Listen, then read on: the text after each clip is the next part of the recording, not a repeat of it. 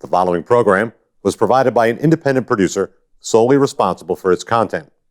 The opinions expressed do not necessarily represent the views of this station, its staff, board of directors, or underwriters.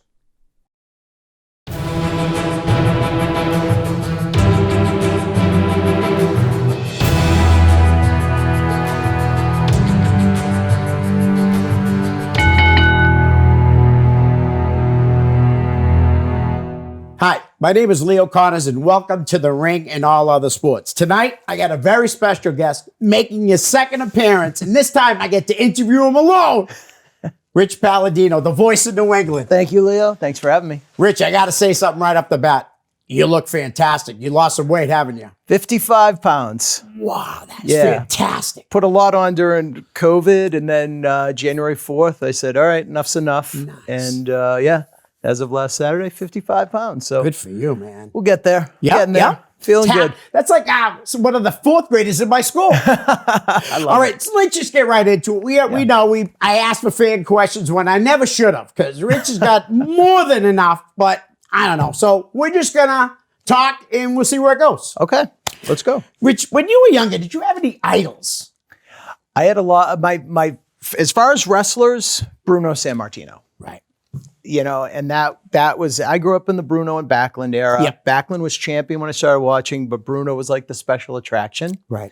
I remember the heel turn with Larry Zbyszko. Oh, me too. Oh my God. And it was like first time I'd seen like blood like that. Right. Like on Saturday morning TV. I was like, oh my God. I was like 10 years old. Right. We thought it was real. Yeah, of course. Of course. That was 1980, right? Around the 79 or 80. The turn was in 1980. Yeah. Yeah, because I was 50 and you said you were 10. I was, let's see. Yeah. So yeah, because I'm 52 now. And I was 10 years old. I was traumatized. And it's never the same after. I was like, I couldn't understand. Like, right. You know, and you know, but it's just, Bruno was like my favorite though, because I knew the legend of Bruno, no pun intended. Right. But I grew up on Backlund as champion. So, you know, but I watched, you know, Chief Jay Strongbow, Ivan Putski, the Valiants, and all those guys. But I mean, for an announcer though, is like, it was always Howard Finkel and Gordon Soley. Right. Those were like my guys. Howard was such a great guy. You got to meet Howard a few times, correct? Yeah, I never got the pleasure to. Yeah, I got to know him very well. Right. We co-hosted Joe Bruin's Hall of Fame. I think we co-hosted 3 times. And then when he started getting sick, I had known before it was public because Joe had tipped me off. And the year that Howard couldn't do it, I was supposed to do it with Mean Gene. And lo and behold, Mean Gene passed away in January of, I believe that was in 2019, that I was supposed to be working with Mean Gene. But yeah, Howard was a great guy, always willing to talk to me and give me pointers and advice. And he has probably the most iconic call when he named Hulk Hogan as the new. Yeah. You know what I mean? That's just incredible. I just read it to Gary Michael Capetta at the Super 8. So we'll talk about that after. Sure. All right. Have you ever met someone in wrestling that you idolized as a kid and then met them later in life? And did they disappoint you or were they nice to you? I'd say I really haven't been disappointed that many times. There are some guys that have their own, I don't know, mannerisms or crosses to bear and are just the way they are. But I think that's expected in pro wrestling. I could tell you the first guy that I idolized that I got to meet that I was more than happy to was Superfly Snuka, Jimmy Snuka, God rest his soul, because, you know, when I was in junior high, that was when Snuka was like the man. Backlund was the champion, but Snuka was the man. And Joe actually had me induct Snuka into the New England Hall of Fame. Wow, that's awesome. I gave like a 15-minute induction thing, and then he came up and did like a 45-second, like, thank you. And at the end, he'd say, brother? At the end, we were actually outside after the thing at the Hall of Clay. He said, brother, we made history tonight. I'm like, we did? That's great. That's awesome. And he actually wanted a copy of my induction thing, so I just gave it to him right from my my jacket pocket. So. That's neat, and he's the first one I ever met. Real quick, just tell you, we walked through the Lobster Man show, going to meet Snuka with my son, who's probably 13. Yeah. And we walk in, I see him, my son's like, let's go. I'm like, I couldn't go over there. I was so starstruck. Yeah. Took me about 10 minutes, and he's behind the table go, brother. Finally, I went over. What a great guy. Yeah. absolutely. All right, Rich. Now, when you started ring announcing, you worked for Tony Rumble, Yes. correct? Yes. Now, your first show was at your high school, It was at next town over. So I grew up in Reading, Massachusetts. right? Okay, it was in Wakefield. Yeah, it was in Wakefield, October 23rd, 1993. You never Tell forget. everybody how many people were there. There was about 1,500 people there. And I was like, this is great. Oh, independent wrestling's the best. Yeah. Yeah, I learned real fast that not every show was like that. It was a sold show. It was a fundraiser for whatever it was, the JCs or the football team or something. 1,500 people for the Iron Sheik and Vic Steamboat in the main event. Wow. But That's we had amazing. Taz and Tommy Dreamer and Tony Atlas. And, you know, it was just, it was surreal. But was Dreamer Tommy Dreamer or was he TD Madison? He was Tommy Dreamer, but he was sparkly pants, suspenders Tommy Dreamer. right. And he wrestled Tony Atlas. So, Nice. yeah, Tommy and I kind of have the same wrestling brain, which is pretty hard to find these days. He was on my first show. We're still friends to this day. Right. Anytime we see each other, it's like all we do is talk about like the old times, and we talk about Tony. And because Tony was just an amazing promoter. He had such a great mind for the business. And I often think like what New England wrestling would be like right now. Would be a lot different if he was still Or if around. Tony would even still be here, or if he would have gone on to other bigger and better things. But Yeah, because he could be working backstage for a big company. I mean, he had the mind unbelievable. and I owe everything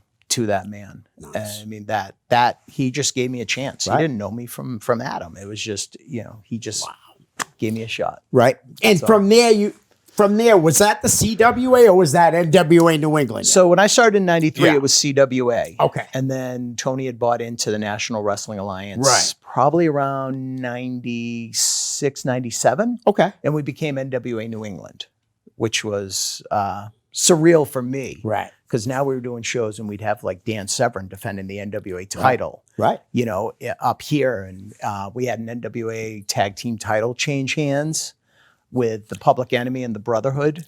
Former guest on this show twice, Knuckles Nelson and Eric Sprazier.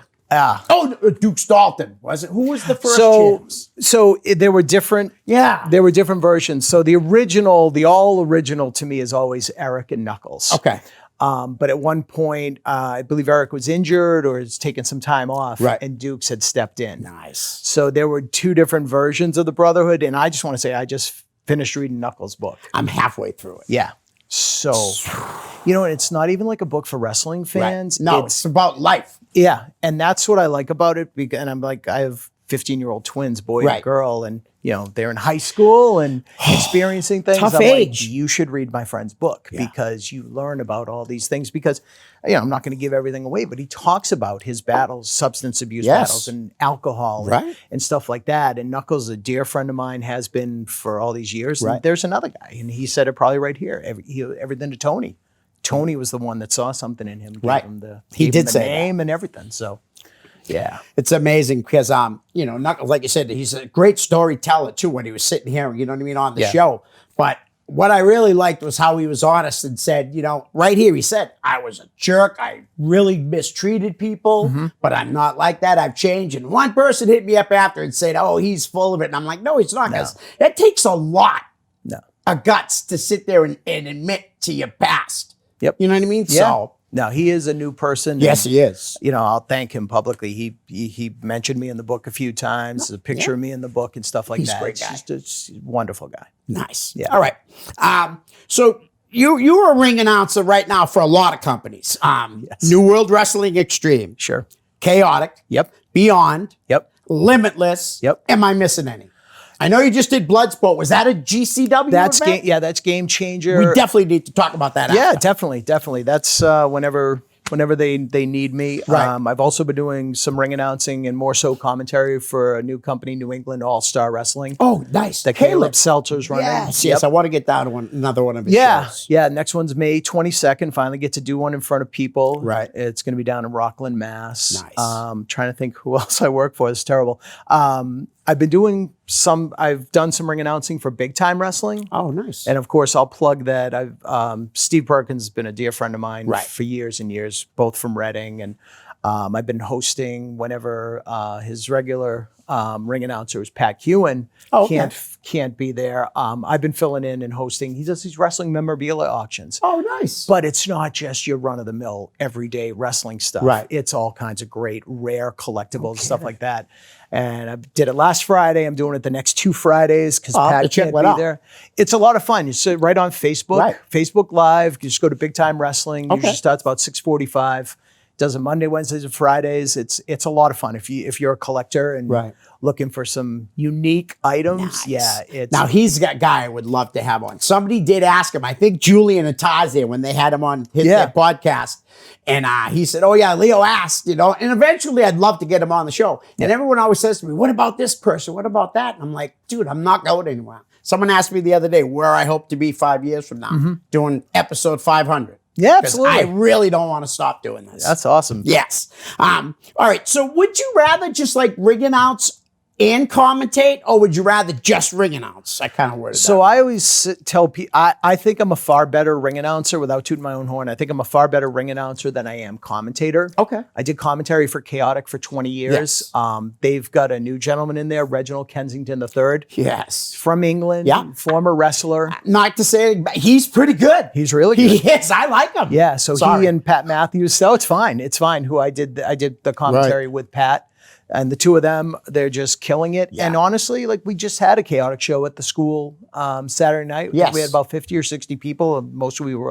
However much we were allowed to have in there. It was Right. packed, and the two of them just are so good on commentary They are together. good. But to answer the question, I mean, straight up, it's more relaxing to me because when I'm ring announcing, Yeah. I'm ringing the bell, I'm running yeah. a stopwatch, I'm doing commentary. Right. It's a lot of different hats to wear, and Yeah. I'm getting older, so. Right. All right. Thanks for that. Was really good answer. How much amount of prep time goes into a show? I would imagine, obviously, if it's the first time you're doing and you have not familiar guys, it must be longer. It is. So I would say I spend at least 1 hour to write up the cards. Wow. Yep. What I do is if I announce Leo Connors from Lowell, Massachusetts, weighing whatever, I got 190 pounds.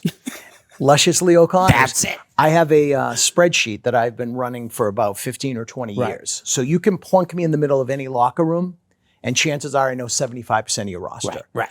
But I take that and I write up the cards. And I pride myself on not looking at the cards Yep. unless I really don't know somebody and Right. it's just there. And as I get older, like I said, the first thing to go is the brain. So, Yep. but yeah, I spent a good hour, and I'll just kind of segue that into an incident that just happened. I always have my cards written up.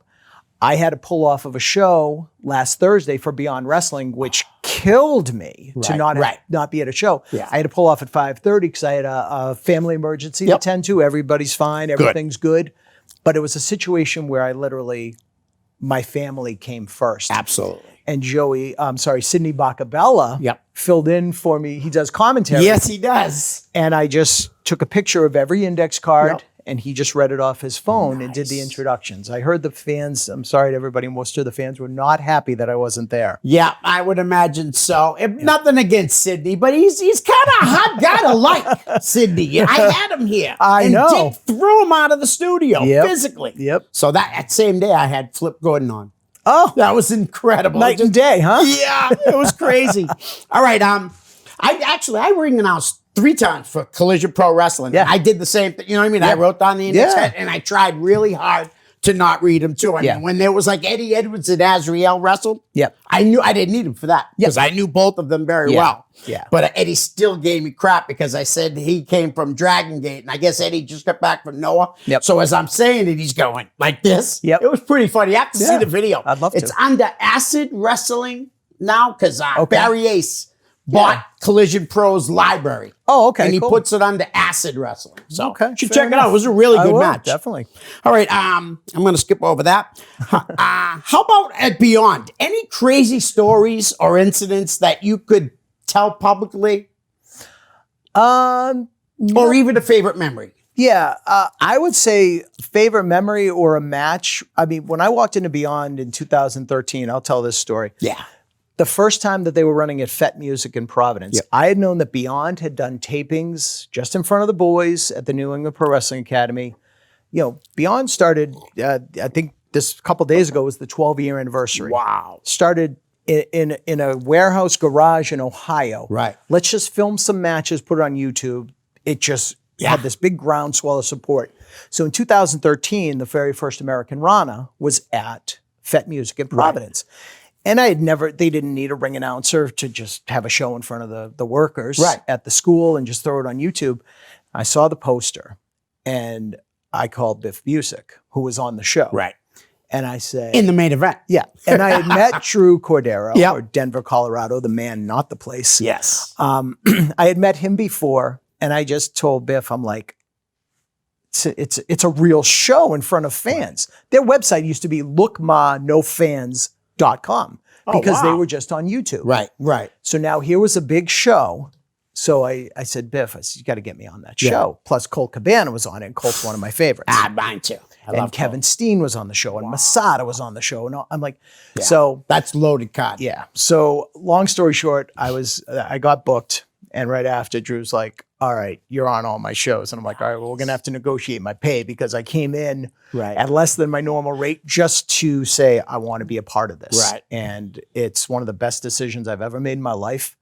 Going on 8 years with them. Nice. It's my pride and joy. Love working there. I pride myself on two things: working for that, which I think is one of the top independents in the country, if not the world. And then I pride myself on going on 21 years with Chaotic, which has turned out so much amazing talent and still has more talent to turn out. So absolutely. But from that show, was just one of several matches I got to announce between Biff Busick and Eddie Edwards, which. Any of them that may be up on YouTube, or you can subscribe to IWTV and see all of them, because they had some amazing chemistry, just amazing matches. So two phenomenal workers. And I just got to say this, that Denver, Colorado, Drew Cordero is a smart man. I knew he was a smart guy, but he was even smarter to hire you full time after that first show. Appreciate it. I was going to say there was something I want. I'll get back to it. I guess we can go the same question for Chaotic. Favorite memory from Chaotic? Yeah. Definitely the thing that I wish we had publicized more, but when Vince McMahon showed up on a show, oh, by the way, that John Cena was the guest referee. John Cena Jr. Was the guest referee on, and his dad, Johnny Fabulous, John Cena Sr., had a lot to do with putting that show together. It was actually Fabulous Productions presents Chaotic Wrestling. It was a fundraiser for MAD, Mothers Against Drunk Driving, because John's, one of his other brothers, is a police officer and had been hit by a drunk driver and had broken his leg. Wow. And so it was a big fundraiser. There was, I think, about 1,800 people. It was up in Byfield, Mass. And the main event was two dear friends of mine. Two huge guys, Brian Malonis and Rick Fuller for the Chaotic Heavyweight title, with John Cena as the referee. Yeah. And we were told that day that because we had John Cena on the show, and because Eugene was actually Nick Dinsmore was wrestling on the show too. We have rules and standards, and always conduct yourself as a professional. And unless there was something about unless your last name is McMahon, don't do this, don't do that, whatever. And I was doing commentary with my friend Mark DeSico, who was RJ DeLuise. Shout out to RJ, who has lost 180 pounds. Absolutely unbelievable. And is congratulations. And now certified DDP yoga instructor. Kid's amazing. That's awesome. But we were doing commentary, and it was one of Mark's very first times. He's done. I think we'd done 2 shows before that. Okay. Nobody told us what was going down in the main event. Wow. And honest to God, I'm sitting here and Mark's sitting here, and all of a sudden I see security guards opening the guardrail right here. There goes Vince McMahon. Who was like WWE's version of ECW champion. At the time. And it's the most organic commentary I've ever provided. I'm like, oh my God, it's the chairman of the board.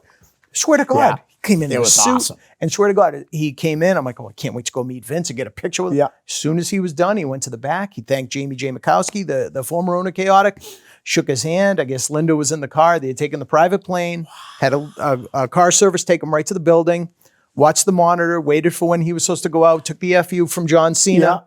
I mean, and I said to Jamie the next morning, I go, we got nowhere to go but down. How do you top that? Right. you know, but and Vince doesn't do indie shows. So now that that wouldn't have worked though, honestly, if you didn't have those big guys. Like it really wouldn't have looked as good. Yeah. I mean, Rick Full is what, 6'7", 6'6"? I mean, 6'7", 6'8", and Brian's what, 6'3", 6'2", whatever. At least. So yeah, they had just hard great hitting guys, match. too. Yeah, but they were both down. Yeah. And I think Cena had gotten down, and I think he was down too. And then he got up, and Vince came out and slapped Cena. He gave him the FU.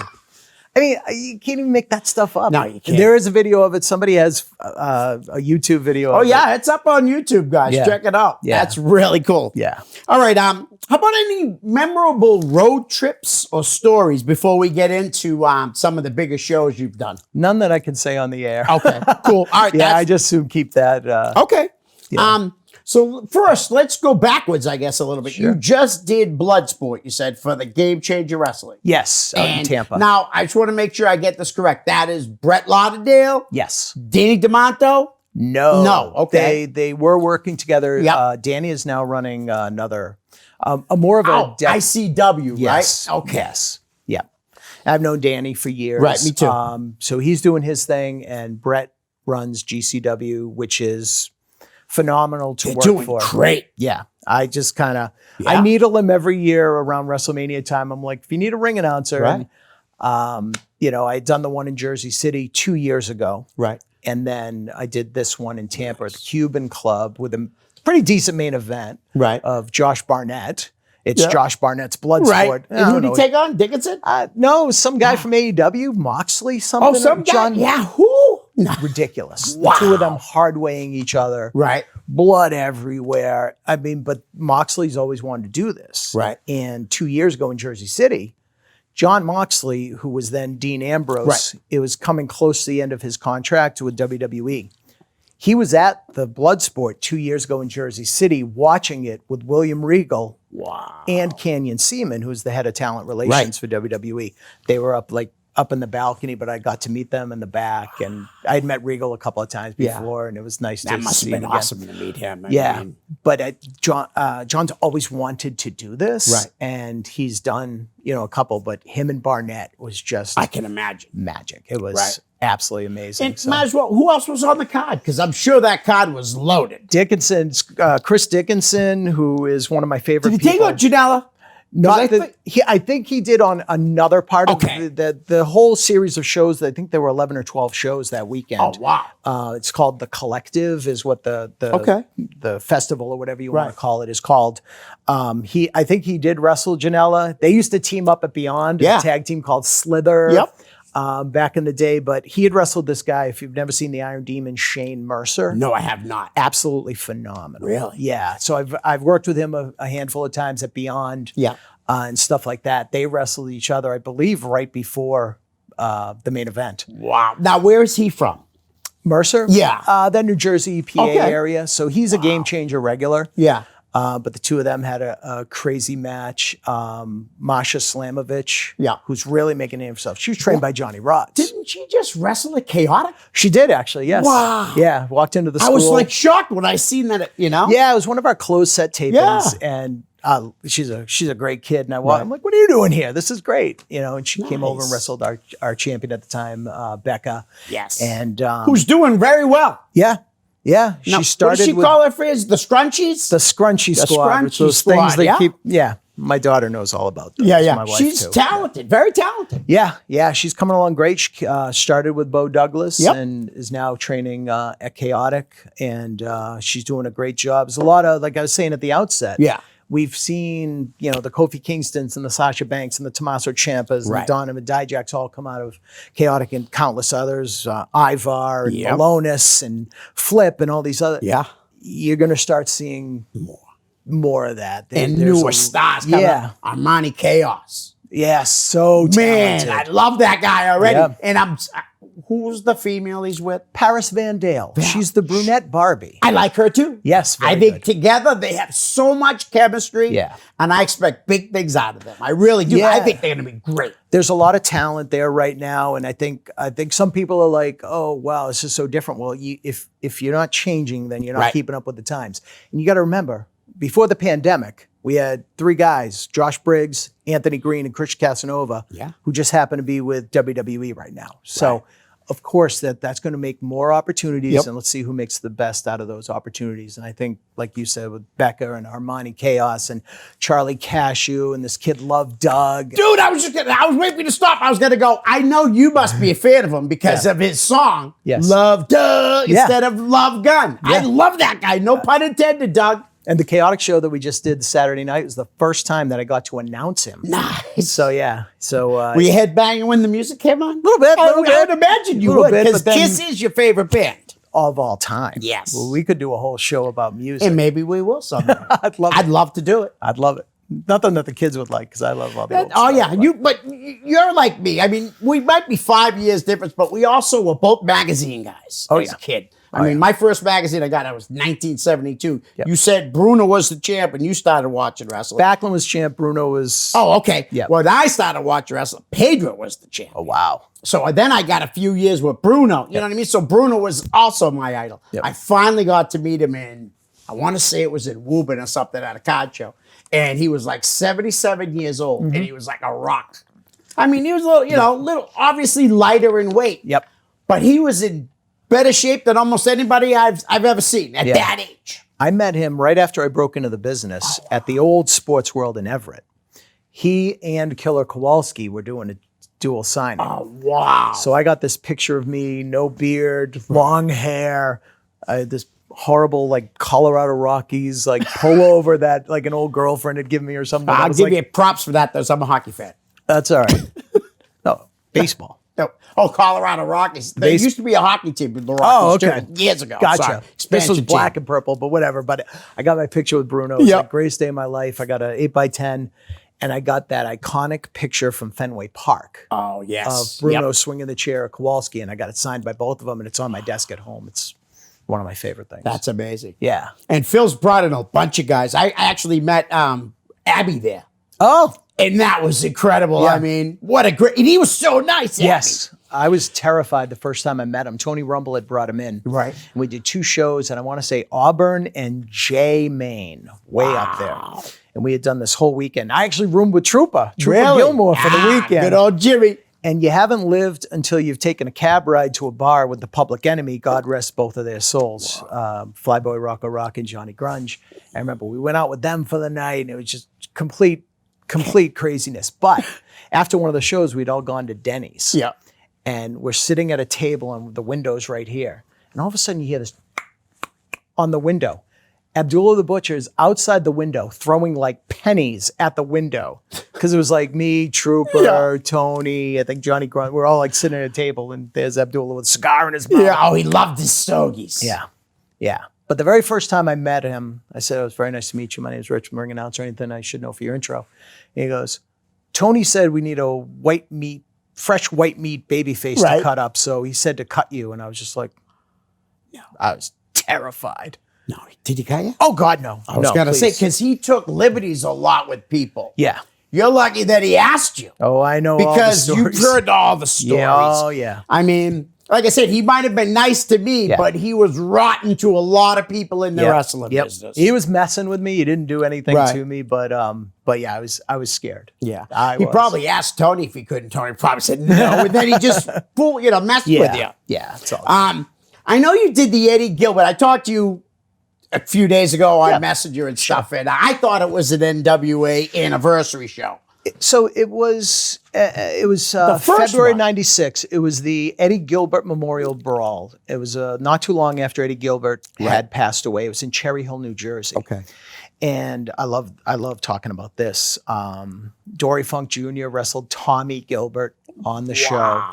And I'll never forget, it was awful weather. It was snowy out there and slush. And I'll never forget helping Marty Funk, Dory's wife, get across like this big slushy puddle and stuff. And I not that we're best friends in any way, shape, or form, but I got to see them at one of Joe Bruin's things. And, we just remembered that night and connected the dots and all that stuff. Just wonderful people. But that night, I was just going just to hang out and hopefully try and get booked. Right. The night before, Dennis Coraluzzo, and hate to keep saying this, but God rest his soul. Yes. The night before, we had all gone to dinner somewhere like at the hotel, and his ring announcer couldn't make it because of the weather. Right. So Tony was like, well, this is my guy. He's good. Right. So I was ring announcing. That other ring announcer was Dave Prazak, who owns Shimmer. Yes. Been around the wrestling business a very long time. He is, and a dear friend. Okay. And he ended up making it. And since I had like maybe 2.5 years in the business, and it was his first show, I took liberties because Dennis was like, hey, Dave made it. Can you guys just split? And I was like, selfishly, like taking all the matches I wanted. I'm like, I have to do Tommy Gilbert and Dory Funk. Right. But it was great. And then you fast forward like almost 15, 20 years later, and I got to ring announce for Shimmer for the very first time as part of Mania Weekend in Jersey City that I was mentioning. That was my busiest weekend ever. Right. It was just so, I don't know, it just felt so good because he was a guy that I had met on his first ring announcing gig. We split the responsibilities, no heat, no nothing. Right. Like I said, I might have big leagued because I did have 2 years of experience at that point. But then to be able to ring announce a high profile, it was Shimmer 110 at La Boom in, I think it was in not Queens, part of New York City. Okay. I get so confused. Yeah, I hear you. I was driving all around. There's wrestling terrified. shows in almost every city in New York. It practically seems anyway. Yeah, the club was called La Boom. Okay. And I got to do that. It just felt so cool because here I was working for this guy who I just first met in 1996. That's amazing. So it's just like one of those things that make me like so happy to like work in this business. Now, was there any local girls on that show by chance? Like, was Mercedes on that show? Mercedes Martinez? Yeah. She was, yes. Her and Cheerleader. Because I know she worked for them for years. Yes, she and Cheerleader Melissa, I believe, were the Shimmer Tag Champs at the time. Oh, wow. I can't remember the entire card, but I do remember just... Is she Mrs. Brian Cage now? No. No, okay. No, I know they were dating. I just wasn't sure. No. Brian is happily married to Melissa Santos, who did some ring announcing for TNA. I'm mistaken. I thought Cheerleader Melissa was her. Oh, I thought you were talking about Mercedes. I don't know. No. No, Cheerleader Melissa, different. Okay. Completely different. But that must have been like, I mean, how happy were you to see her first be in the Mae Young Classic Mercedes? I mean, you've known her a long time. I've known her a very I've known long her time. a long time. Yeah, I actually got a picture with her because the last time that she came up and was in Beyond, she wrestled David Starr. Yes. I was there. Oh, that match was nuts. Yeah, my boss from my day job had actually come to that show. He was up here on business, and he'd always wanted to come see me do a show, and he was blown away by everything about the show. Yeah. And but I remember I got a picture with Mercedes because I've known her for so long, and I'm starting to realize pandemic and people, you don't know when you're going to see people again. Exactly. And not that I'm thinking that when I see these people, but a lot of people move on to bigger and better things. I'm like, my God, I've announced that person 100 times. Right. Now look at them. Yeah. And I remember I just said, can I get a picture with you? I said, I've known you all these years. I said, but I just have a feeling I'm not going to see you that often. And sure enough, not too much long later, then she's in WWE, and she's just a wonderful human being. So. Yeah, I kind of want to plug something real quick and talk about this person with you. You brought up Eddie Edwards earlier. Yes. Eddie's opening up a school. Yes, so he's part of that New England All-Star Wrestling. It's down in Rockland. I believe the place is called Hardcore Fitness, Hardcore with a K. And actually, he's going to be running a seminar May 22nd and May 23rd. You can get all the details at New England All-Star Wrestling on Facebook, Twitter, wherever. But May 22nd and May 23rd. So he's going to be teaching. Yeah. And he's learned from some of the best from... Over in Japan. Kowalski, Steve Bradley. Yeah. So huge opportunity. So if there's any aspiring wrestlers that see this, You'd be crazy to not do a seminar with Eddie Edwards. You really would, you know? And that goes for everybody. I don't care if you got 15 years in the business. You know what I mean? They say that anyone can learn from anyone. If you could get a 15-year veteran could learn something from a 3-year veteran. People have said that right here. Without a doubt. Yeah, I mean, there's just so many opportunities I think people need to take advantage of. Right. And I've never taken a bump in my life, or at least one that I knew I was taking. Yeah. And I would never tell anybody what they should and shouldn't do, but you got to take these opportunities. You might train at the Belltime Club. Yep. Well, you might learn something somewhere else. Right. You might train at Chaotic. You might pick up a little something else at a seminar somewhere else as well. I had just posted something because Damian Adams, Right. who's a dear friend of mine from New Jersey, he trained the female wrestlers. He has this record, Yeah. like all of them make not all, but you know what I But mean. Deanna Perrazzo, Karen Q, Tasha Steeles, Carissa Rivera, who just signed with WWE. So Deanna and Tasha are coming up, and it's in Wharton, New Jersey. I believe it may be. I think might be May 23rd actually. But I put it out there. It's in any female athletes. These are the people that can teach you, and they're good friends of mine, and very down to earth, very human. Tasha was former Chaotic Wrestling Women's Champion, and she had wanted to part of the culture. She was part of the culture. Look at the culture, my God. But yeah, so I mean, a lot of great opportunities to learn. I think everybody should just take advantage of them. Everybody's just getting vaccinated, and the world's starting to open up. So these opportunities. Have you got both shots, Rich? I got one. I'm getting my second one Sunday. So you'll be immortal like me. Sorry, Mom. Right? No, Close to my immortal. mom. I told you that. Yeah, absolutely. Yeah. And I'm a little nervous though, because I'm getting my second shot 5 hours and 15 minutes before I perform for Women's Wrestling Revolution on Sunday in Worcester. As a cheap plug for May 16th, WWR. Plus, at the White Eagle, I'm getting vaccinated that morning. So I've already been told to hydrate a lot by Denver, Colorado, the man, not the place. He doesn't want me missing another show. So now, who's on that show? Because I swear I just saw something and it made me say, I want to go to the show. I honestly don't know the whole card, but I know Davey Ann's on it. I know C-Stars, Ashley Vox, and I definitely Del Miexo. Dave Forney, we got to go to the show. Oh yeah. There's And it's Sunday at 5. Sunday at 5. There's less as of this morning or last night. There were less than 20 tickets All left. right, I'll hit up Drew tonight, buy some tonight. Well, I'll go online and get them because can't miss this. Yeah, but the main event is Trisha Dora, who is just an amazing athlete. I got to ring announce she did an iron match with Tony Deppen. Oh, wow. He's another talented kid. It was closed set. It was on Valentine's Day. We were out in New Jersey at Matt Tremont School in Williamstown, New Jersey. They did H2O wrestler. Yes. We did some tapings at his facility that weekend. And that Sunday, we had done the 1 hour match with Trisha Dora and Tony Deppen. Wow. Tony Deppen, the new Ring of Honor TV champion. Yeah. Part of that guy. Do you know the name of the group? I'm sorry. I wish Homicide's in it, and he'd probably slap me now. Homicide, Dickinson, Tony Deppen, and Brody King. But I was surprised that Deppen was in there. Not that his talent don't deserve it. Yeah. You look at them in like the old Sesame Street thing. One thing doesn't look like, but once he starts working, he belongs. He belongs against anybody. That kid is so talented. So talented, and just so he's just scratching the surface right now. And that's where I see a lot of new stars from out of this area, mostly at Beyond. Yeah. I think that's where I first saw, did Jordan Oliver work for Beyond, right? Yes. Yeah, I think I saw Jordan Oliver. We were talking about him off air.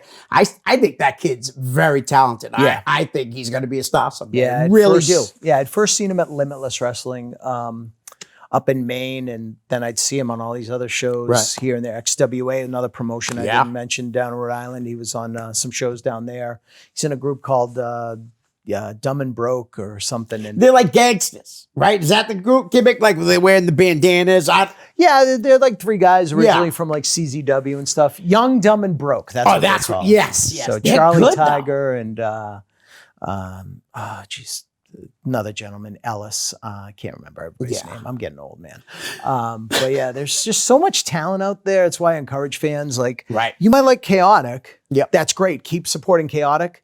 But check out Limitless. Check out Beyond. Yep. Check out, you got to support independent wrestling. Right. And I think things are a little weird right now because, everything's just been streaming live. So nobody's really had that live event experience. And if you do, you're going to pay a little bit more for a ticket right now. Yep. But, Chase said it at our show Saturday night. I heard about this. Yeah. So, the tickets have been pricey because you can only have 50 people there. Right. you know, course. and social distancing and everything. But Friday night, June 4th, we just announced it today. We're going to be back at Game Time Sports right in Lowell. Love that. On Friday night, June 4th. And he had even said, he goes, we're hoping to get back to the bigger buildings so we can bring those ticket prices right. down Yeah. so we can have 150, 200 people like we've had there before.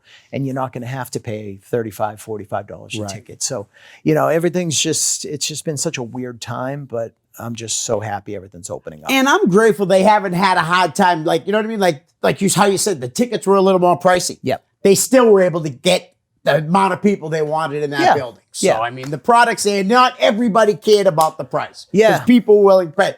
Obviously, the harder people would have been families. Yes. That, you and know. that completely understandable. Right. And I'd probably be the same way, being a father of two and all that. You know, but we're doing other things too, like Chaotix airing on Twitch every Thursday night. Yes, I've been watching it. And if you have Amazon Prime, you get a free subscription to any Twitch channel you choose. We'd love you to choose Chaotic Wrestling. Yeah.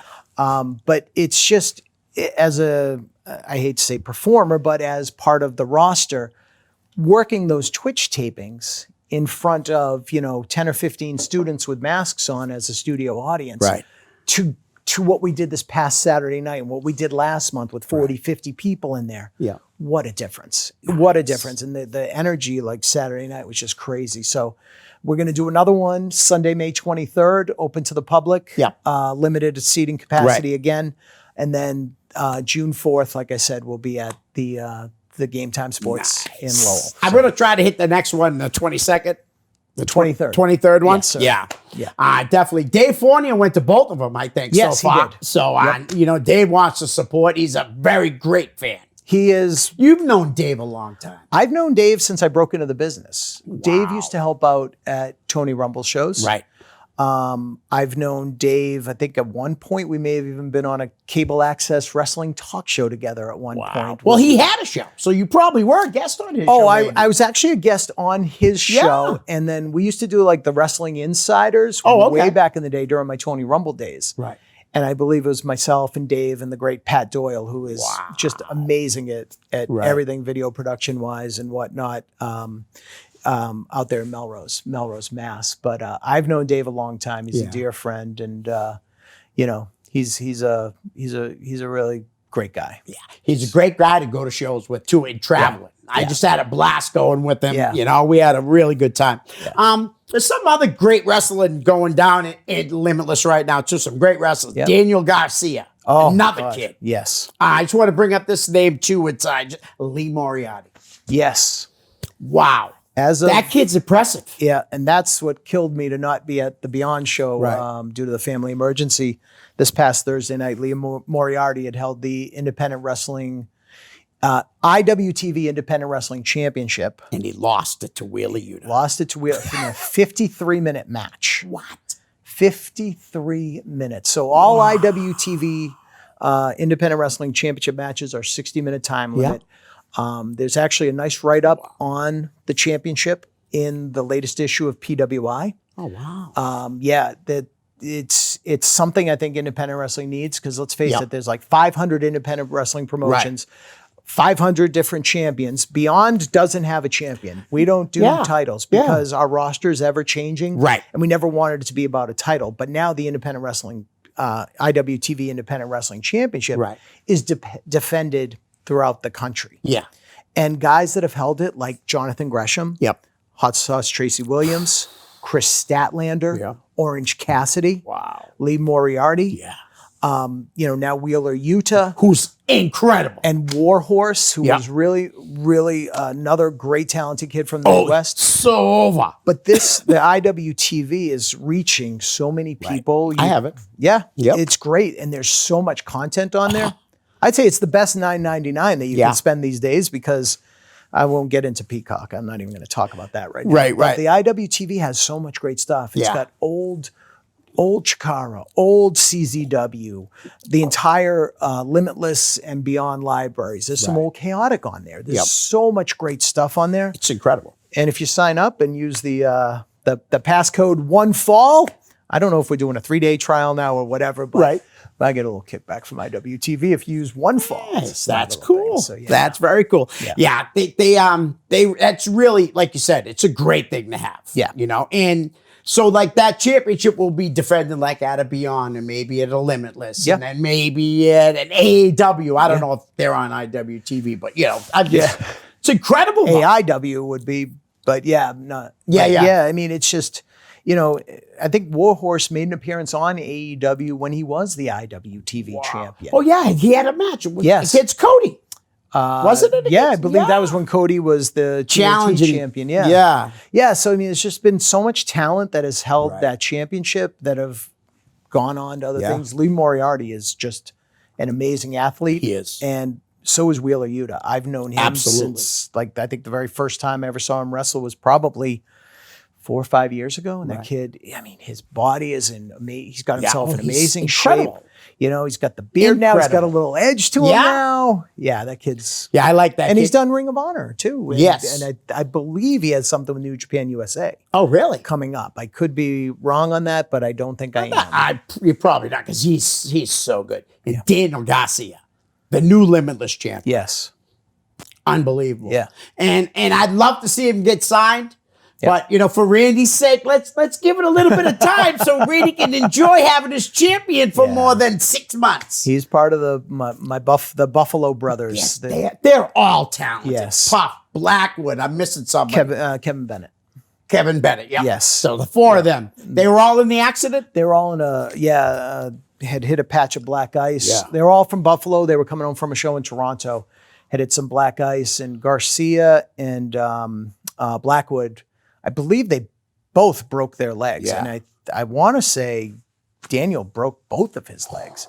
But, you know, and they were trained by Pepper Parks. Right. They came up the right way. Yep. They're good athletes. Puff is just, my God, he's my brother from another mother. He's got so much charisma just ridiculous. walking out Yeah. with that smile on his yeah. face. And at How do you Christmas, when not he- like love that guy? And if you have a show around Christmas, he's wearing like the red and green Yeah. Santa suit. And he looks like a lot of fun to hang around, I bet. he's one of a kind. So That's amazing. And do you ever hear about there was an action in Canada too that Danny Duggan was. You remember Danny Duggan? I remember right? doing a show for Trooper Gilmore with Danny Duggan and Kenny Omega on it. I actually shot that show, bought it off a Trooper for $100 because me and Bob McCarthy were doing this thing with masks on. Yeah. I was going to start a shoot interview thing, but it Okay. never came Yeah. to pass. But yeah. Yep, And he I was wrestled, there. and Kenny Omega wrestled Mike McCarthy Yes. at a little bar in Bellingham, Massachusetts, Yep. which is very close to where I live. And I don't even think I think the facility's still there. It used to be called Patriot Pub. Right. This had to be 2006. Yeah, about maybe? 6, because I probably just stopped catering, doing that. So I was selling all the merchandise that I Yeah. had gotten. Yeah. Yeah. So absolutely unbelievable. But A little quick story about that with Kenny Omega. Me and Maria went up to WSU and did a show for him. Okay. And it's at Gino Caruso's ECPW. okay. And all of a sudden, 3 wrestlers walk in. It's Demanto, Kevin Matthews, and Kenny Omega. So Demanto, comes over because he knew me from this is back in the MySpace days. Shake my hand. I shake everybody's hand. And course. I got Kenny Omega's hand. And I said, how's Danny Duggan doing? And it's funny because I know he was on that show too, Kenny. Yep. But I remember that night because Danny Duggan went outside the ring. I swear to God, if you remember this, but I splat. Yeah. And I didn't see it. Yep. I turned around. I thought he was dead. Yeah. And he got right up. Yeah. Well, not right up, but you know what I mean. Yeah. You remember that? Vaguely, yes. It's so funny because when people ask me, like, what's your favorite match? What's the greatest thing? right. I'm like, dude, I've been doing this for 27 years. So it's so hard to remember every bump and every. Do you have a favorite match, Rich? I would say I have a favorite match from Chaotic Wrestling that Yeah. always stuck with me, and that was Brian Fury and Kid Makazi. They had this amazing match at the PAV in Lowell Right. over the Chaotic Wrestling heavyweight title. That was just a thing of beauty. I can't remember the date. I can't remember Right. even. I don't think it was a Cold Fury, but it was a thing of beauty. And then I have another favorite, and it was a series of matches between Donovan Dijak and Chase Del Monte, Oh, nice. including one with weaponry, and Yeah. Dijak got his head busted open, and my wife and my 2 kids were in the front row, and Was that the night his wife got real mad because he got She cut? sure did. Yeah, I But remember it. I think I heard him say that on my old favorite podcast, the Wrestling Podcast About Nothing. There you With go. Mr. Michael Crockett and Brian Malonis and Brian Fury. Yes, absolutely. That was a great. They actually just did one. I didn't even know they did it. Oh. They did like a year later, just a quick little. Oh, like- yes, yeah. So I was like, why? I'm glad I went there because I didn't Yeah. even notice they had done it. Yeah. Crockett's somebody that I need to have here someday. I know he just had his daughter, Second, yes. Yep. Second child. and it's going to take some time. But Michael, I'm not going anywhere. I'm not. Maybe Mike could be episode number 300. Whoa. Well, I'm thinking about going that way to find somebody for 300 that I've never had an interview with. I think He's that a would be the way to go. Great guy, a wealth of knowledge. He's been putting some old footage up that I Yeah. haven't even seen from my early Incredible days. stuff. Yeah, he's been putting a lot of that under Yeah. the WPAN channel, I believe, on YouTube. Yep. Great guy, great referee, great Yeah. mind for the business Right. too.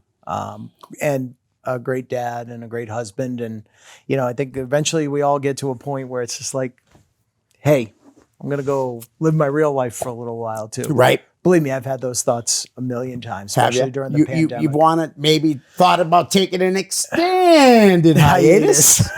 During the pandemic, I did have a couple of episodes where I was just like, you know what? 27 years, I've never Right. had a contract. Maybe it's time. Like, what am I doing? And I know it was the pandemic talking Right. a lot.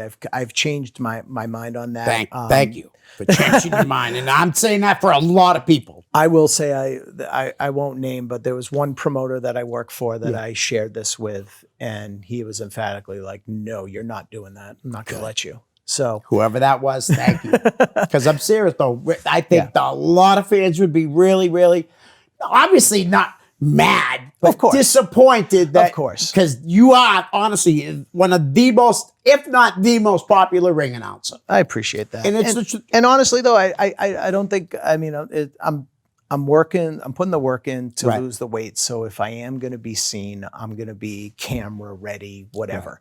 They're not going to want a 300-pound guy holding a microphone. Granted, these days, all they want are the models and the bikini models and That- the actresses that couldn't make it in Hollywood and they become ringing, whatever. I'm not Yeah, going to yeah, get into yeah. all that, even though I just did. But, you know, it's just like 27 years. I think I'm pretty decent at what I do. Yes, if you I get are. a shot, I get a shot. That's great. But if I have to prove myself, I want to. But if and when that happens, I want to look the part. well, I'm thinking like if NXT or something comes to the city, we can just, a couple of us take out the ring announcers and then they'd have to give you a call. But we didn't say that here, and we wouldn't do that anymore. No, We're it's all just- good. I think I know a few people in the business at this point. I have Yeah. some connections. The one place I'll never go is Ring of Honor because Bobby Cruz owns that. Right. He's been there, I want to say, for 17 years.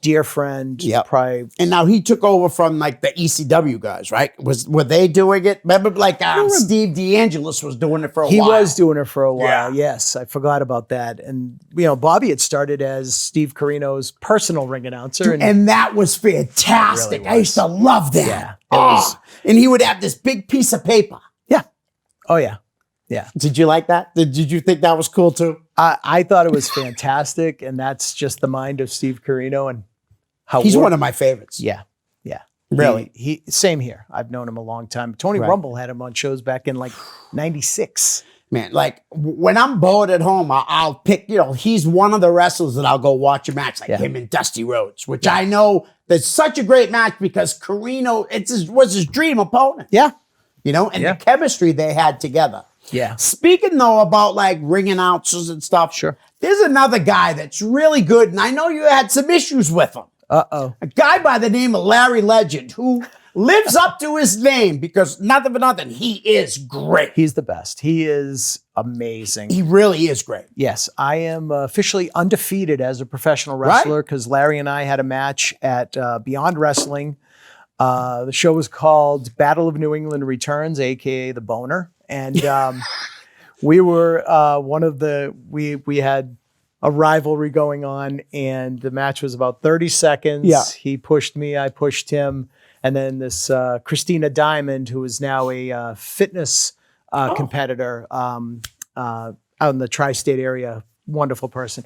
Well, she came in and hit me in the lower extremities, if you will.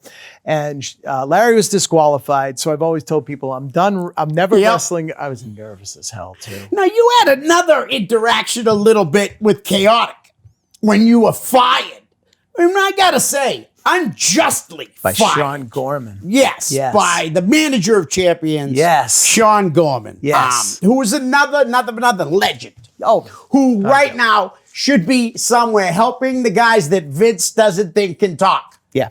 yeah. I'm not even joking when I say this. I think he could slide right in any company. Yeah. Sean knows the business. Very, very talented. Another great book. Yes. Yes. He gave me a copy. Yeah. So good. Gave you one? I bought mine on Amazon. Yeah, I was gonna buy it, but I had him on the show. Yeah. And I was shocked when he gave me one because I was gonna ask him, where can I buy your book? Yeah. Because Yeah. I got that as soon as it was released. It was right around Father's Day, which is in June. And my wife's like, what do you want? I go, give me Sean Gorman's book on Amazon. nice. And I loved it. Until We're Strangers Again, it's called. I read it twice, back to back. Seriously, I really did. I liked it. I gotta pick up now Knuckles more. Yep. Just been so busy. I'm trying to write out shows for those special things I'm trying to do and stuff, but I'm going to dive back in head first, you know? There's a new book out there all about the history of Limitless Wrestling. Actually, when I go home today, I'm buying it because I talked to Michael Levy. I don't know how to pronounce his last name. That's why I didn't say it. But the other Michael day Levy. I was supposed to do it, but I'm going to do it when I go home today. Yeah. It looks awesome. I'm getting the colored one. Oh, okay. Yeah. I didn't know there were two different versions. Yeah, there's a black and white one for like 50 and something. Okay. And then the colored one's $40. I just think it's worth it. You know, it looks like a fantastic book. Well, he interviewed me, so there must be a little part in there about me. So he awesome. asked me a bunch of questions a while ago. So yeah. That's fantastic. Now I'm going to end this way. You've been friends with a lot of people. Is there anybody that don't like you? I don't think that's possible. If they do, I don't know about it. I Okay. never tried to anger anybody. All right. Well, I'll only mention this name. We can get off it right away. But Joel Davis contact you after things have happened, like how? Yeah, you know, I've seen the thing, and I know we're counting down here. We got 90 seconds. I have no beef with Joel Davis. Right. I have a beef with at the New England Pro Wrestling Hall of Fame. When people are sitting in that room for 3 hours, and people like Frank Krasnowski, who used to ring announce for the WWF, the Boston Gardeners, there with his wife, and he was getting an award. It was a bunch of people who I don't even know who was there. It was people were telling me that Joel was one of them. I have no problem with Joel. I've known Joel for going on over 25 years. I have no beef with Joel Davis whatsoever. I know you don't. What I have a beef with is these independent wrestlers that take an opportunity to be invited to that and spend, 3 hours in the lobby getting hammered and being loud and being a distraction. Yeah. That was my problem. No problem with Joel whatsoever. Right. I don't know if you remember, but the year before that, it was just as bad in that other one. The bar was in that room. Do you remember that? Yeah, it was loud. I didn't say anything then. But. Right. And I mean, I know who was back there. And it's all good. I'm not mad either. Not that I should be. When I look at prominent names in the business that were in that room and they're rolling their eyes, that's what triggered it for me. Right. So. No, I don't blame you. I got to bring this up. Rich Landon's going to go in the New England Pro Wrestling Hall of Fame. You know, I'm related to him. Yes. The mother of my older kids, Robert Dupella, is his first cousin. I've known Rich forever. Yep. Love him. Great guy. Yeah, absolutely. I'm going to try to get the family up there. I already talked to my kids. I'm like, you guys got to come up for this, you know? Yeah. Rich, thanks for coming on. Thanks for having me, Leo. And I think we're going to do a music one. Love it. All right. Thanks. Hey, we're out. Peace.